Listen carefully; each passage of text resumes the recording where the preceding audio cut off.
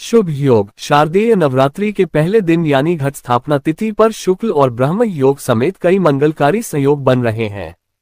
इन योग में जगत जननी आदिशक्ति मां दुर्गा की पूजा करने से साधक की हर मनोकामना पूरी होगी, साथ ही सुख और सौभाग्य में वृद्धि होगी।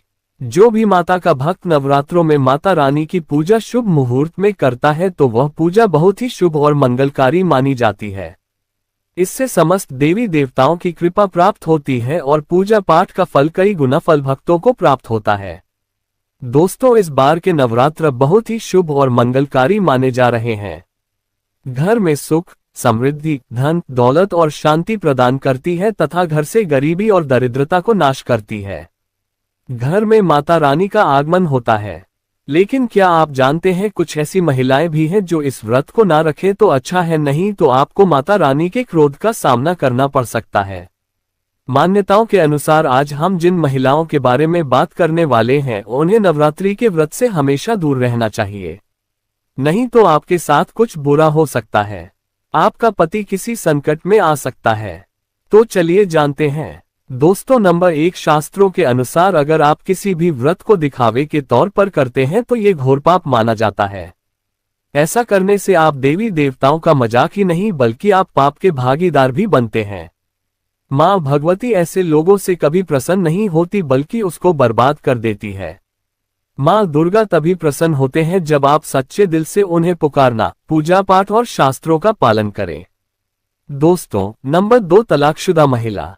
शास्त्रों के अनुसार जो महिला शादीशुदा या पुरुष तलाकशुदा हैं, ऐसे अगर पति पत्नी में अनबन होते हैं तो वे लोग नवरात्रि का व्रत कभी ना रखें।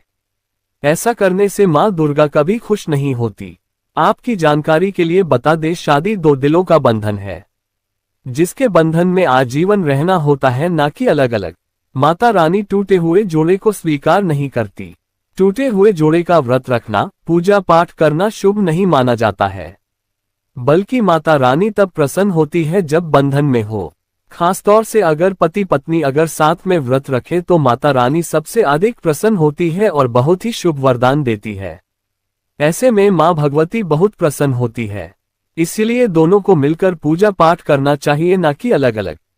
दोस्तों, नंबर 3, चरित्रहीन महिलाओं को नवरात्रि का व्रत कभी नहीं रखना चाहिए और यह बात उन चरित्रहीन पुरुषों पर भी लागू होती है जो जगह जगह मुंह मार कर रहते हैं। जब शरीर की पवित्रता व्यक्ति की खत्म हो जाती है तब वह मैल ही नहीं बल्कि पापी भी कहलाता है। इसीलिए आपकी पूजा कभी सफल नहीं हो सकती। यह व्रत आप कभी ना रखें। दोस्तों, शास्त्रों में बताया गया है कि नवरात्रों के दिनों में 16 श्रृंगार का सामान घर के मंदिर में होना बहुत ही शुभ और मंगलकारी माना जाता है। या आप जिस जगह घर में माता की आश्रम नवरात्रि व्रत करने के लिए स्थापित कर रहे हैं उस जगह पर 16 श्रृंगार का सामान रख दें। ऐसा करने से मां दुर्गा की कृपा सदैव घर पर बनी होती है। दोस्तों, नंबर 2, सोना, चांदी या तांबे के सिक्के जरूर रखें। शास्त्रों के अनुसार सोने, चांदी या तांबे से बने किसी भी धातु को खासतौर से नवरात्रों के 9 दिनों में पूरे 9 दिनों तक घर के मंदिर में रखने से बहुत ही शुभ और मंगलकारी माना जाता है। नवरात्रि के दिनों में सोना, चांदी, तांबे घर में लाने से इसका फल कई गुना बढ़ जाता है। इसीलिए सोना, चांदी या तांबे के सिक्के माता रानी के पास अवश्य रखें। इससे माता रानी बहुत प्रसन्न होती हैं। दोस्तों, नंबर 3, शंख और गंगाजल। धर्मशास्त्रों के अनुसार नवरात्रों के अवसर पर शंख घर में जरूर लेकर आ। माना जाता है कि जिस घर के मंदिर में शंख नहीं रखा होता फ्रेंड्स, तो वहां पर देवी देवता कभी वास नहीं करते।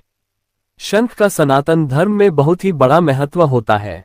नियमित शंख को बजाने पर कई गुना सकारात्मक ऊर्जा प्राप्त होती है और नकारात्मकता को नष्ट करती है। धन की देवी मां लक्ष्मी अति प्रसन्न होती हैं। वहीं धर्मशास्त्रों के अनुसार जिस घर के मंदिर में गंगाजल नहीं होता तो वह घर अपवित्र माना जाता है। गंगाजल मंदिर में अवश्य रखा होना चाहिए।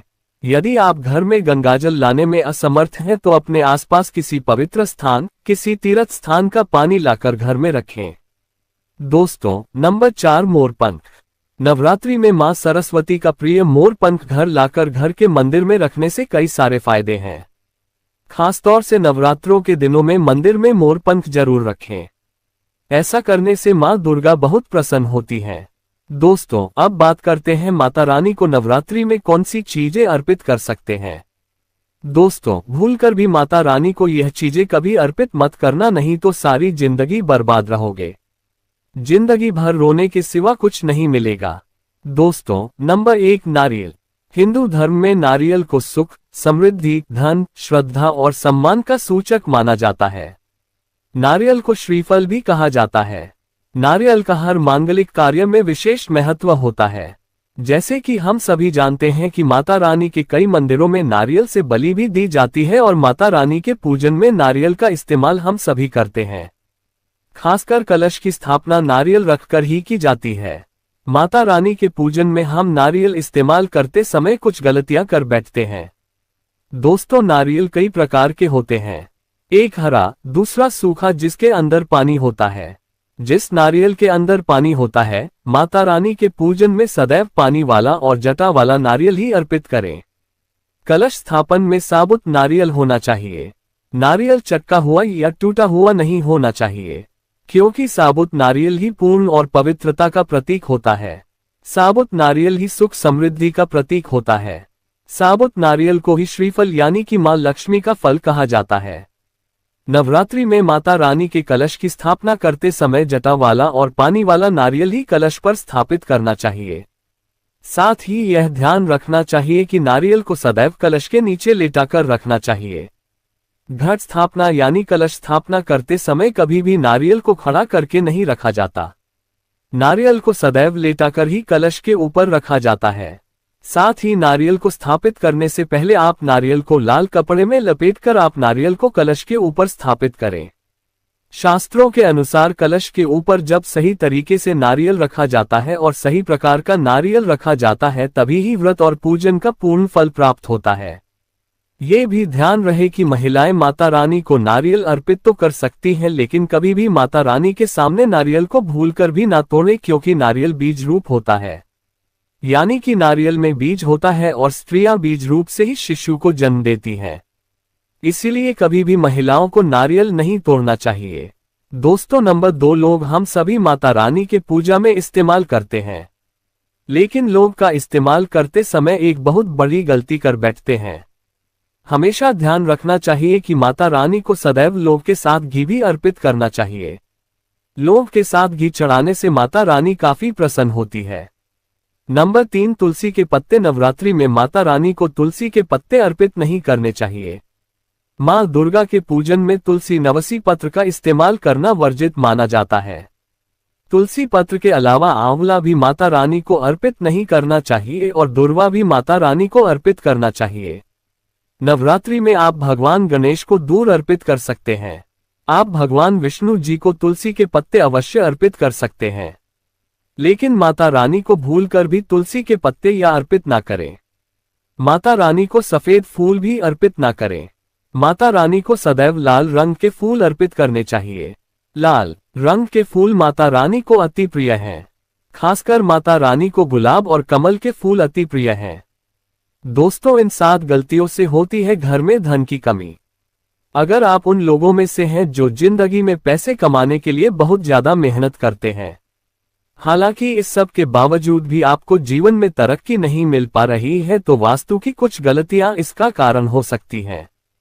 तो चलिए हम आपको कुछ गलतियों के बारे में बताते हैं। वास्तु शास्त्र के अनुसार घर के वास्तु में जरा सी भी कमी रह जाए तो ये सभी सदस्यों के जीवन पर गहरा प्रभाव डालता है। कभी अचानक धन की हानि होती है, तो कभी बने बनाए कार्य बिगड़ने लगते हैं या फिर कोई बीमार पड़ने लगता है और कितना भी धन आ जाए टिकता ही नहीं है। लगातार मेहनत करने के बाद भी अगर इस तरह की समस्याओं का सामना करना पड़ता है। अगर आप घर में वास्तु से जुड़ी कुछ गलतियां कर रहे हैं तो इससे आपको काफी परेशानी हो सकती है। आप कर्ज में डूब सकते हैं और घर में दरिद्रता आ सकती है। इसलिए आपको तुरंत नीचे दी गई वास्तु टिप्स को अपना लेना चाहिए। लेकिन उससे पहले अगर आप भी चाहते हैं कि लक्ष्मी माता का आशीर्वाद आप पर बना रहे तो इस वीडियो को एक लाइक करें और चैनल को सब्सक्राइब कर लें और कमेंट बॉक्स में जय लक्ष्मी माता जरूर लिखें। वास्तु शास्त्र के अनुसार ऐसा माना जाता है कि रात के समय झाड़ू लगाने से घर में दरिद्रता आती है और धन की देवी लक्ष्मी हमसे रूठ जाती है और लक्ष्मी का अलक्ष्मी का निवास हो जाता है।